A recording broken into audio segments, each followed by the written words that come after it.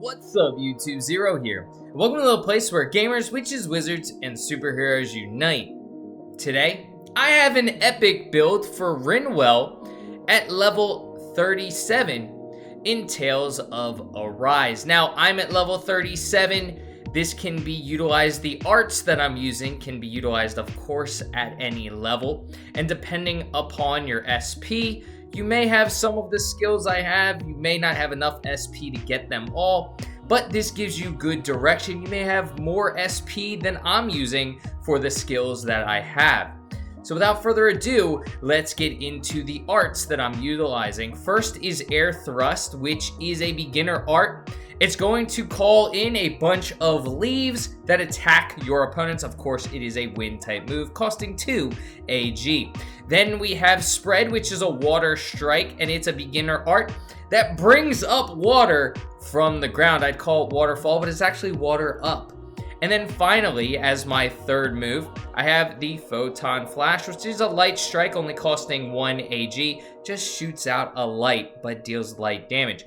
Now, the aerial attacks. I have Celestial Hammer and Swallow's Flight. You're probably not going to be utilizing these too often. Really, you don't need any aerial attacks. I just want to show you what I have, but aerial attacks aren't Rinwell's forte. You're going to be away from the battle. You're not going to be jumping up too much.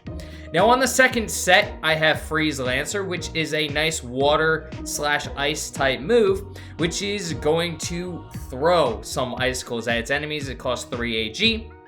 Then I have Thunder Blade, which is a lightning strike. It's going to strike out a lightning bolt from the ground and hit your enemies that are in its path. And then Thunder Field costs 2 AG. It generates a wall around Rinwell and radiates lightning damage out. So those are the arts that I'm utilizing. Now let's go into the skills for Dan and Mage. I have, of course, increased max AG. You get that automatically. And then this one's filled out because I get some extra elemental defense. I have Thunder Blade, which we just saw me utilizing inside of this build. We have Strengthened Magic Charge, which increases the amount of damage dealt from charged arts. Then we have AG restored from critical hits. This is important. We want as much AG as possible. And then increased weak point damage. We want to be hitting the weak point as often as possible too.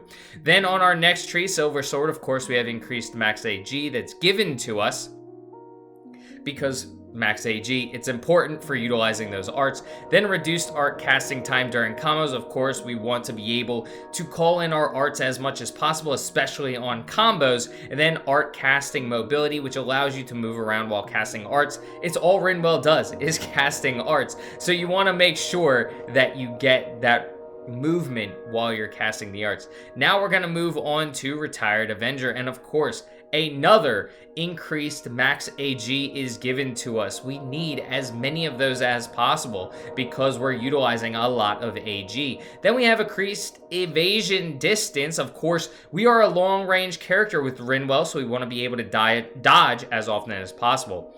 So in this other tree, just it's there. I don't have anything in it. Then Birdie Bestie. This is actually a really nice tree to get some things. We have increased max AG again.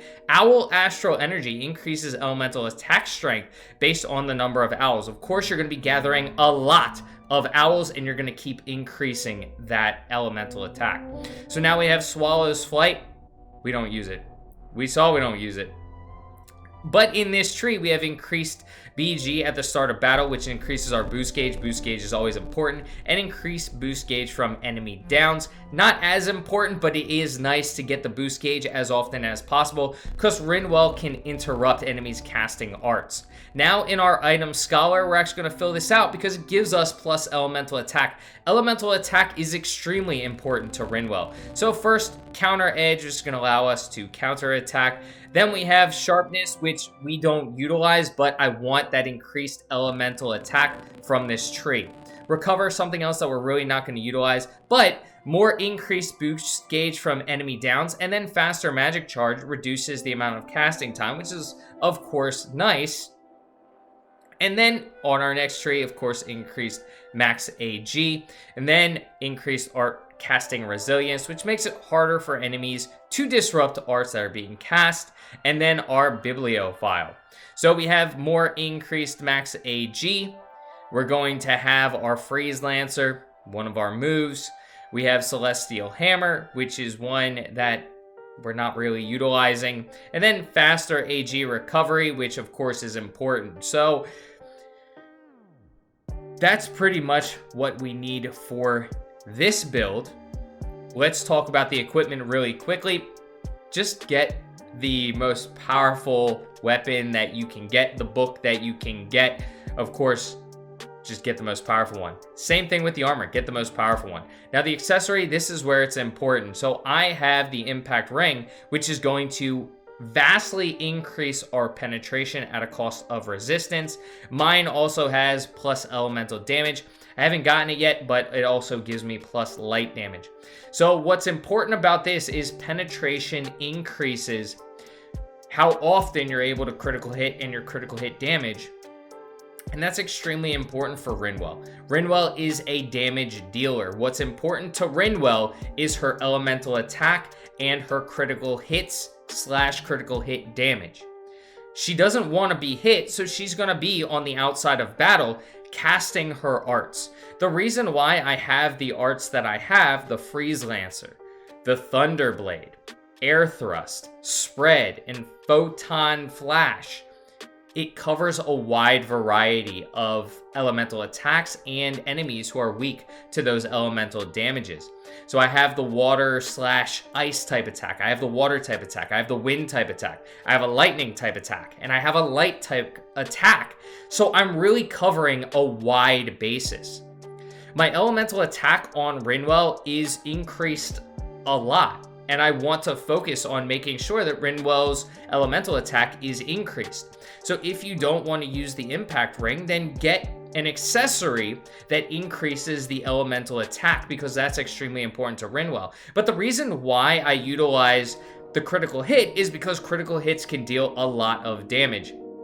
So if I'm hitting the enemy on their weak point, if I am hitting them with what they're weak to, and then I'm dealing critical hits as well because my penetration is increased, Rinwell is going to be tearing it up.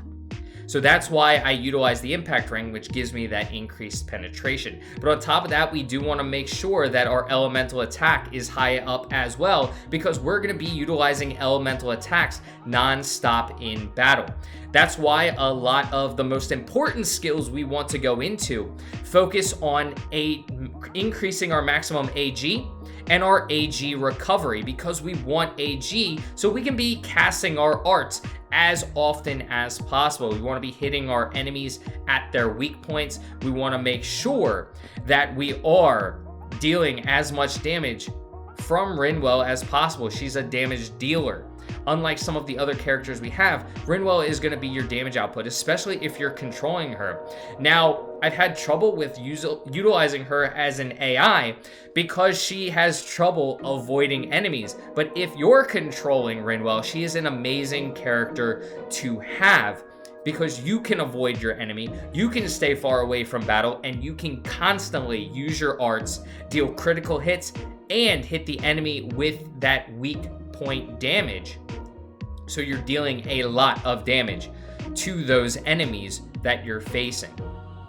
On top of that, just some of the other skills that we go into are really helping us deal extra damage with our arts, or preventing enemies from getting their arts casted. Of course, we like to utilize our boost gauge so we can steal the enemy's power-ups and stop them from casting arts.